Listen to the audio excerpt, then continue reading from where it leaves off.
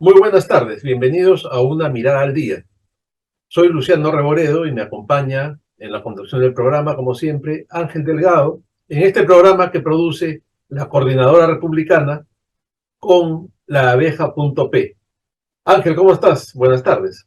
Muy buenas tardes amigos, como siempre para comentar los últimos sucesos del día anterior, pero yo antes quisiera hacer una mención a un asunto que a mi juicio es muy importante. El día de ayer en la noche tuve el gusto de asistir a una conferencia llevada en la Universidad San Martín de Porras bajo el marco de un programa que se llama Cátedra por el Perú, donde hizo su presentación un filósofo, un intelectual peruano muy destacado, hombre joven a la vez, pero que ya tiene reconocimiento internacional. Me refiero a Miklos Lucas, y hubo un panel que comentó las distintas posiciones, aspectos del discurso que él elaboró, ahí estuviste tú, y entonces me gustaría tú, en la medida que has sido pues partícipe de este importantísimo evento que yo creo que debe merecer toda la publicidad del caso por las cosas que ahí se dijeron, pudieras tú hacernos una presentación de lo que se dijo, tanto Lucas como los distintos miembros que intervinieron en este distinguido panel. Sí, Ángel, realmente Miklos es un brillante expositor y pensador, y lanza una serie de hipótesis que nos hacen reflexionar muchísimo, ¿no? La base de esta conferencia de ayer, que él tituló Política y Tecnología en el siglo XXI, es su hipótesis acerca de que el eje de la batalla política en el siglo XXI no es ni lo económico, ni lo cultural, ni lo social, sino lo que él ha calificado como lo antropológico, ¿no? Él dice que el centro de esta batalla antropológica está en la intención de tercerizar la reproducción humana. Todo esto orientado hacia qué, porque hasta ahí, él mismo lo decía, suena pues a ciencia ficción, a, a teoría de la conspiración, pero no lo es, y dio una serie de datos muy interesantes, ¿no? Y dice que esta intención de tercerizar la reproducción humana apunta a una reconfiguración del ser humano, a una transformación del ser humano mediante una vinculación con la tecnología. Hasta ahí todo muy bien, aparentemente, porque él dice, bueno, muchos dirán, lo que se hace es mejorar las condiciones de vida de la persona, etcétera, pero el problema está cuando la tecnología no está al servicio del ser humano, sino que se usa al ser humano como una cosa, partiendo del hecho de que se le separa de la familia y se convierte la reproducción humana en un acto mecánico y tecnológico, ¿no? ¿Por qué? Porque a partir de esta introducción de la tecnología, ya no, el ser humano deja de ser el centro de la intención política y se convierte en un objeto. ¿Cómo así? ¿No? Mediante la aplicación de medidas de reducción de la población. Por supuesto, la vieja teoría malthusiana de que no hay suficiente producción para la cantidad de seres humanos, sino también en lo que él llama un neodarwinismo, es decir, el mejoramiento de la especie a través del transhumanismo, es decir, introducir aspectos tecnológicos hacia una fusión entre el ser humano y la máquina, o el ser humano y la tecnología, mediante la aplicación de chips, etcétera.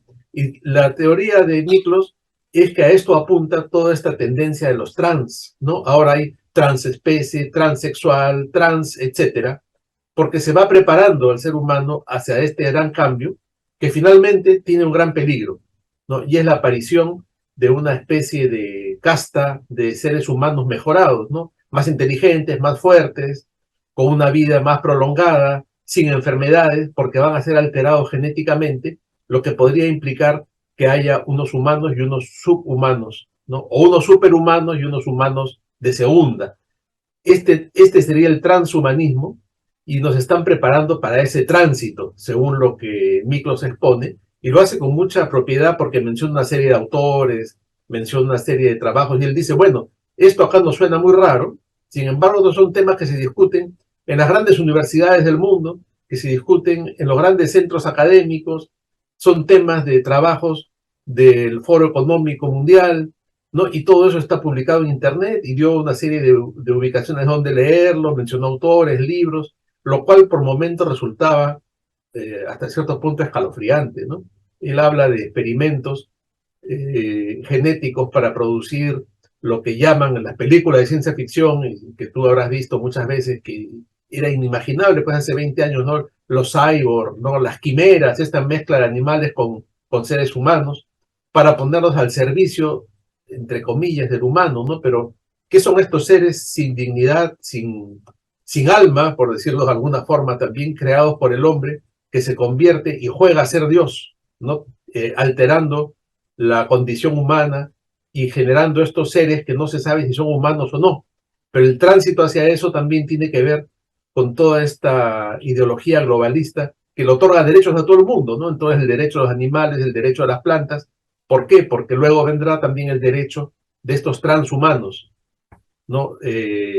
Ya en muchos países se está hablando de estas cosas y yo creo que, bueno, en pocas palabras, esa es más o menos la idea central de lo que nos transmitió ayer Miklos y que nos tocó comentar a Juan Carlos Puertas, a Alfonso Baella y a mí, y en lo cual ya abundamos sobre diferentes aspectos, ¿no? Como por ejemplo, cómo los dibujos animados, los niños ya están recibiendo una información sobre esto, ¿no? Y cómo, por ejemplo, yo comenté un caso que quería tocar acá, ¿no? En la última película de Blancanieves, Ángel, que suena muy inocente, ¿no? Perdón, de Cenicienta, la última película de Cenicienta, que se estrenó en los cines acá en Lima, el hada madrina era un hombre, pero no era un hombre vestido de hombre, era un hombre vestido de hada madrina, era un señor de barba, ¿no? Y cuando a este actor le dijeron, oye, ¿a ti no te parece que es muy raro que la madrina seas tú, que eres un hombre con barba, un señor de raza negra?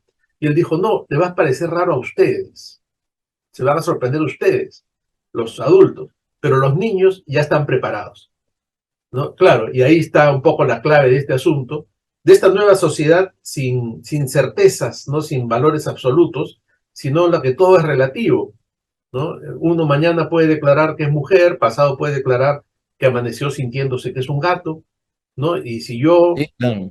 hubiera dicho hace 40 años que era un gato, me llevaban al psiquiatra. Hoy día no, hoy día tienen que respetarme porque soy un transespecie. Y si no lo respetan, eres un transespecifóbico, ¿no? Y te puedo denunciar ante no sé qué autoridades, y esto acaba en las cortes internacionales, y voy a tener todo el apoyo de una serie de ONGs. Bueno, eso es en pocas palabras, Ángel, lo que vino en esta conferencia brillante de Miklos, y que los que quieran escucharla, está alojada en las redes sociales de La Abeja, porque la hemos transmitido en vivo. Sí, creo que es muy importante el tema y además de una vigencia política extraordinaria. Algunos creen que podemos estar haciendo una especie de futurismo, de ciencia ficción, de especulación. Además, durante toda la humanidad siempre, en la historia de la humanidad ha habido siempre una tendencia que desde un punto de vista un poco más primitivo ha criticado el avance tecnológico de la humanidad, cuando creo que ahí es donde está la clave del progreso y eventualmente de la felicidad del ser humano. Pero, por ejemplo, me trae a la memoria una famosa novela de fines del siglo XIX, de Frankenstein, que fue una sensación en su época. Lo mismo, ¿no? La capacidad del ser humano de poder construir un artefacto con características humanoides, el Frankenstein, que es un monstruo que después genera todos los problemas que lo hemos visto en las películas, pero digamos, esa visión de querer usando las capacidades, las herramientas de la ciencia y la tecnología para poder torcer el curso del desarrollo de las cosas, es un tema presente en la literatura y en las preocupaciones humanas. Pero la gran diferencia es que hoy día eso sale del mundo literario y ingresa al mundo de la realidad.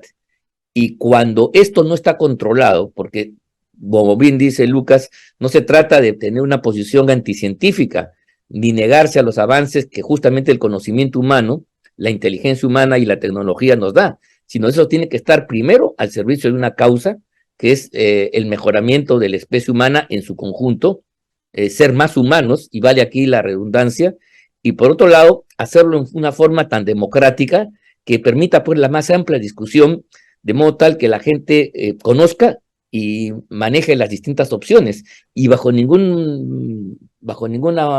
ninguna manera aceptar una imposición determinada. Por ejemplo, esto de lo fluido ya está aplicado al sexo. La división que nosotros conocíamos hombre, mujer y los homosexuales hoy día, eso, digamos, para algunas teorías de género, ha quedado superado con la famosa teoría Kerr, ¿no? Que justamente lo que propone es que no hay ni hombre ni mujer y que esa clasificación binaria es obsoleta y que por lo tanto los humanos, ¿no? Tienen una identidad fluida, un sexo fluido que se aplica justamente a voluntad y de acuerdo a las circunstancias históricas. Entonces, eso ya es una realidad. La teoría Kerr está avanzando dentro de la visión de género.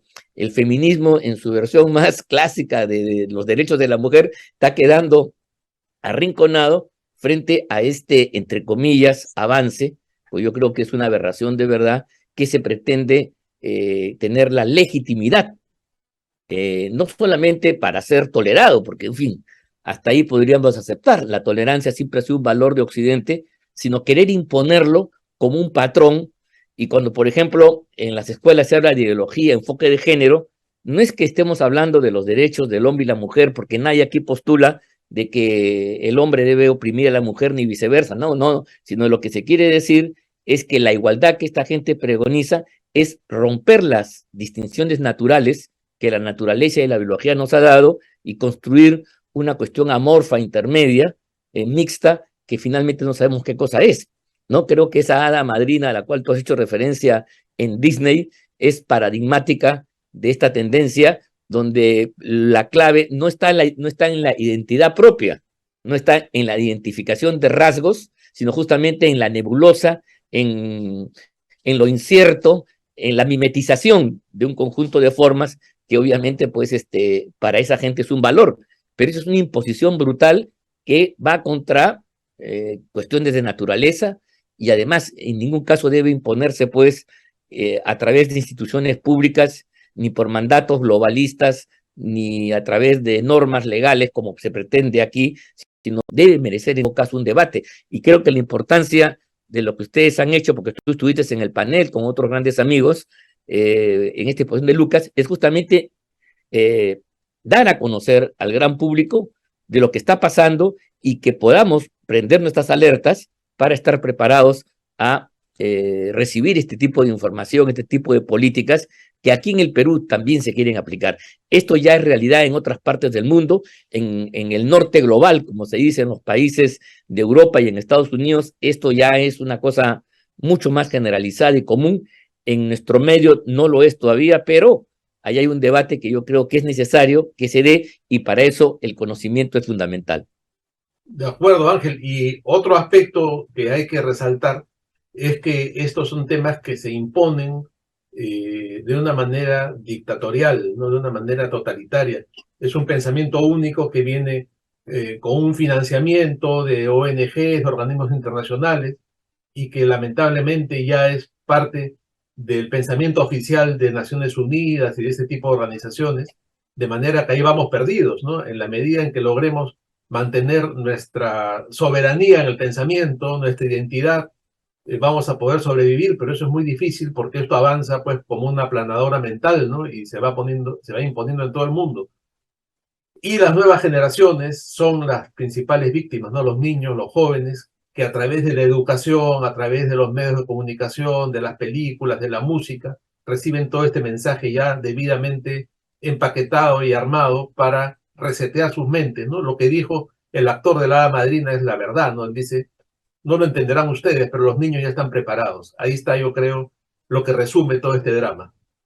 No, yo creo que sí, y además para que quienes crean que esto es un tema despolitizado, yo quisiera traer a la memoria, porque este es un tema muy importante, mira, Luciano, quiero traer a la memoria que en la tradición marxista, no solamente el marxismo, la teoría revolucionaria busca cambiar una situación de explotación, ¿no? Mejorar las condiciones, evidentemente, desarrollar las fuerzas productivas, sino la doctrina marxista tiene una idea que seduce a muchos, que es proyectar hacia el futuro una sociedad sin clases, una sociedad de la plena armonía, donde la política, lo jurídico, en fin, los conocimientos que tenemos ahora para dirimir diferencias desaparecen, porque la sociedad ha llegado a un grado tal de acoplamiento de que todo funciona perfecto, ¿no? Es una sociedad ideal donde como no hay clases, el comunismo es ese en última instancia, es el paraíso en la tierra, ¿no?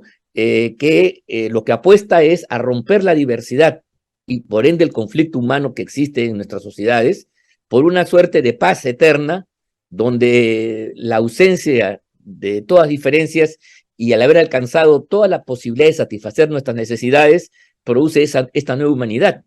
Esto que incluso en el postmarxismo se llama un nuevo proyecto civilizatorio de civilización, miren los términos que hablan, está presente en una visión izquierdista, radical, en una visión progresista en todos sus matices, y en consecuencia este tipo de cosas no solamente son experimentos de unos científicos locos y aislados, sino es parte de un programa político de quienes, desde el punto de vista ya del poder, quieren imponer este tipo de modelos, ¿no? Aprovechando la tecnología y el desarrollo científico para determinados fines, porque nadie aquí va a creer que ese tipo de sociedades, pues, es, primero, que no es ese el destino del ser humano, alcanzar, pues, ese tipo de satisfacción aquí en la Tierra, y si se consigue en la Tierra será, pues, una caricatura monstruosa de una situación ideal que las religiones tienen respuesta para ello, pero no evidentemente el ser humano. Entonces te van a montar una sociedad totalitaria como la que describió George Orwell en Así es, 1804, ¿te acuerdas, no? Es el así gran es. hermano, una sociedad realmente, o la granja, ¿no? De Orwell también, donde se da un nuevo orden, donde aparentemente desaparecen todas las diferencias, pero hay algunos que son más diferentes, ¿no? Hay unos que son más iguales que otros, y esa es la nomenclatura, esa es la jefatura. En fin, podemos conversar mucho de este tema, es apasionante, pero yo sí quería decir que tiene consecuencias políticas, que no es un tema, no es una reflexión simplemente filosófica y académica en una torre de marfil, sino este es el debate contemporáneo al cual yo creo que la clase política peruana y los peruanos en general tenemos la obligación de acceder para saber a qué cosas nos enfrentamos realmente.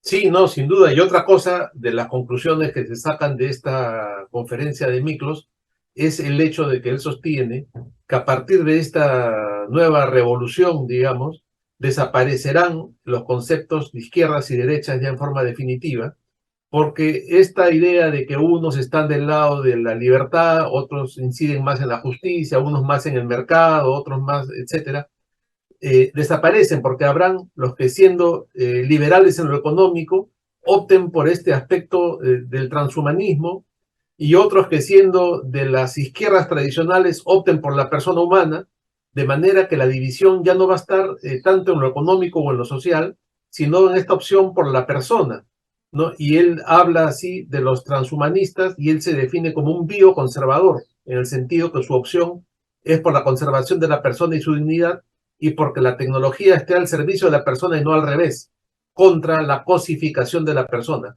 Bueno, todo esto será objeto de una larga reflexión y estamos ya entrando al terreno de lo que es un poco la futurología política, pero es muy interesante todo lo que plantea Miklos y que, como él dice, ya es un debate que está en el mundo académico, en el extranjero y en el mundo europeo, y que tenemos que acercarnos y empezar a investigar sobre estas materias. ¿No? Y que además, por ejemplo, Ernesto Guevara, el famoso Che Guevara, lo anunció en los años 60, ¿no? Él tiene algunos escritos donde habla de la construcción del hombre nuevo, el Así hombre es. socialista, el hombre del siglo XXI. Entonces, mira tú, articulan las cosas y estas palabras resultan proféticas, no solamente es un buen deseo, sino parece ser que ya se está materializando a través de estas cosas que Miklos y ustedes discutieron el día de ayer.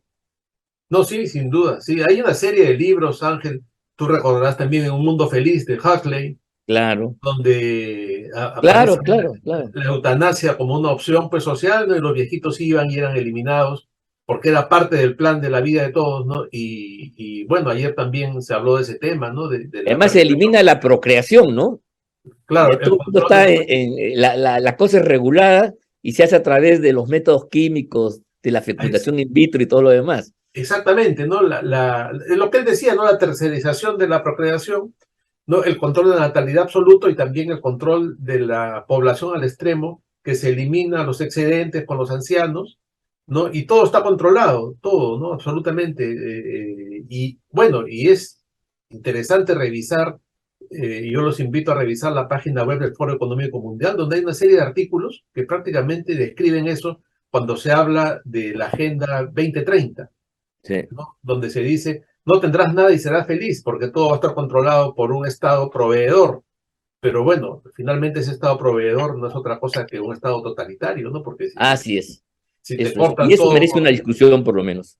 Eso tiene sí, que entrar en la agenda política en nuestro país también para estar preparados, pues, y no dejarnos avasallar ingenuamente. así es, Ángel. Bueno, este es un tema que daría para 10 programas, creo, pero Sí, claro que sí. Micros lo ha traído al debate y es muy interesante, ¿no? Son temas de fondo, pues filosóficos, políticos, y que implican una reflexión muy profunda que obviamente no vamos a poder abordar en los minutos que dura este programa. Así es. Bueno, volviendo al terreno más prosaico y más, Sí. lamentablemente, a la realidad más inmediata, tenemos algunos cambios en el gabinete, Ángel. Sí, pues bueno, yo la verdad me he enterado anoche, recién, además como estuvimos en la conferencia, Sí, no he tenido oportunidad de ahondar mayormente en los personajes que ocupan carteras, y lo que sí puedo decir que se mantiene una nota característica propia del gobierno, que es la mediocridad. Son personajes que no tienen no han destacado especialmente, y por eso su nombre no nos suena. De repente son buenas personas, ¿ah? Mira, no quiero tampoco aquí sacar un juicio, pero son conocidos quizás en ámbitos muy cercanos, muy estrechos, muy especializados, pero ninguno de ellos es un personaje, caramba, que en su rama, en su sector, haya tenido una figuración que, caramba, digamos, caramba, esto sí garantiza un curso alternativo, algo distinto, ¿no? Creo que se mantiene esa medianía, esa opacidad en los nombramientos, como ya una nota característica de un gobierno opaco y realmente triste como es el de Pedro Castillo, ¿no? así es, Ángel. Bueno, sobre este señor Richard Tineo están circulando una serie de versiones en Internet que habrá de confirmar, Es ¿no? el de defensa, ¿no? El de defensa, sí, no están circulando una serie de versiones que lo presentan como un personaje en realidad con un prontuario, ¿no? Pero mientras no se confirme no podemos comentar nada sobre esto, pero sería muy lamentable y no sería tampoco a sorprender porque ya hemos tenido varios casos así entre los ministros que ha nombrado el señor Castillo. Por otro lado, Wilber Rosas sí ha tenido una cierta trayectoria política, ha sido alcalde 2 o 3 veces en el Cusco, y lo recordarás que fue congresista en el periodo del Congreso que cerró Vizcarra, ¿no? Ahí lo tenemos en pantalla. Fue un congresista relativamente activo, constantemente hacía discursos en quechua, tenía actitudes un poco belicosas, pero tampoco destacó como un importante congresista, ¿no? Era uno más dentro de las bancadas de la izquierda. Y bueno, ignoro cómo así está en el Ministerio del Ambiente, ¿no? Ahora, por otro lado, el saliente ministro, que era presentado como un sabio y como un gran científico, tampoco ha hecho nada importante, salvo acompañar en sus viajes a Castillo, porque no se ha notado nada muy destacado de este ex ministro, ¿no?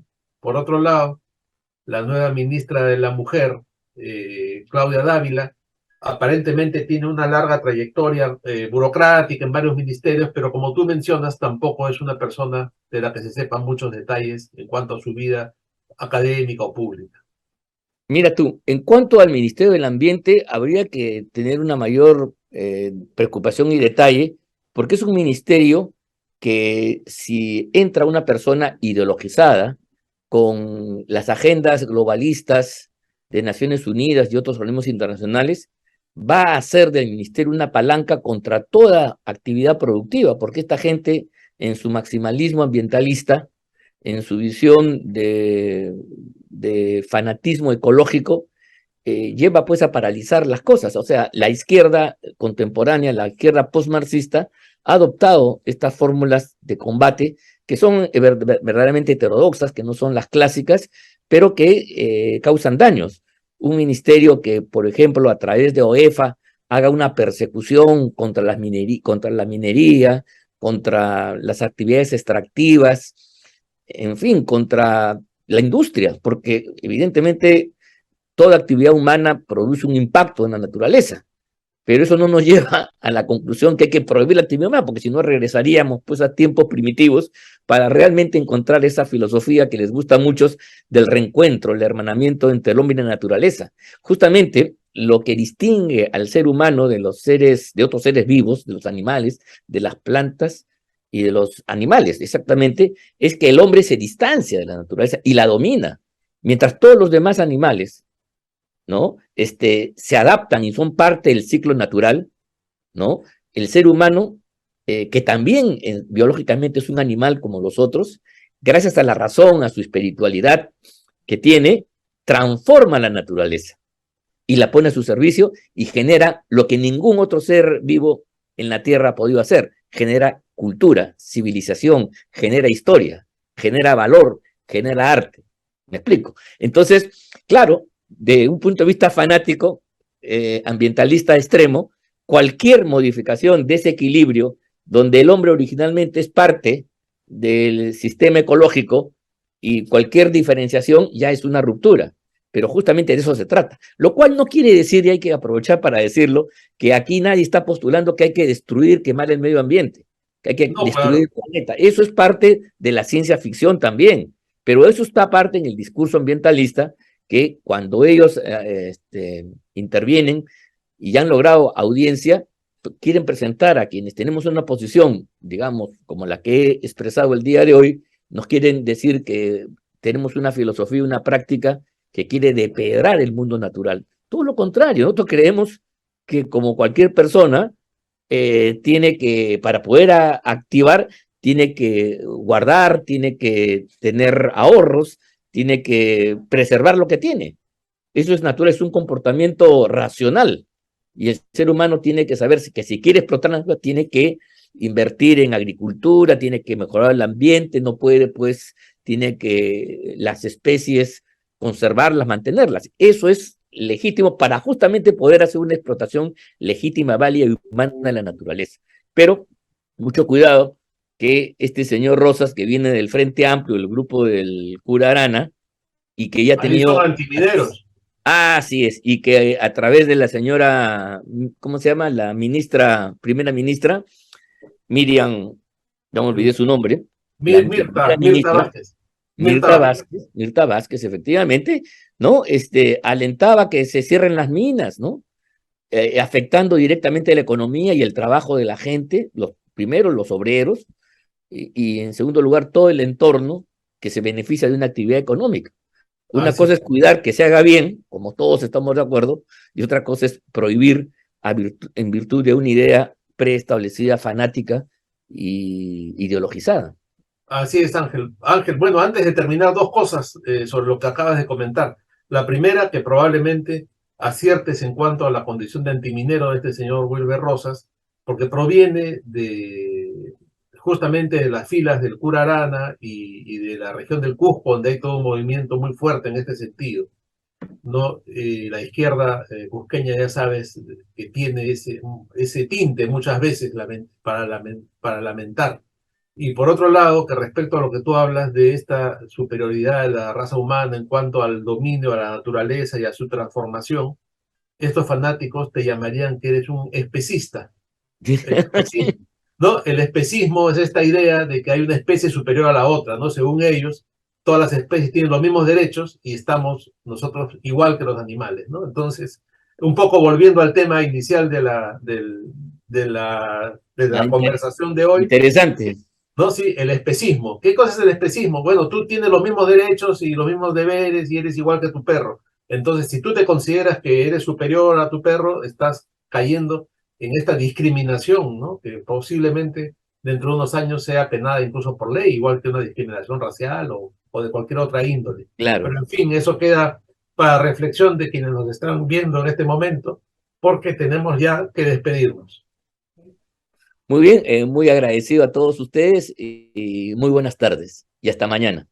Listo, Ángel. Será hasta mañana. Buenas tardes, amigos.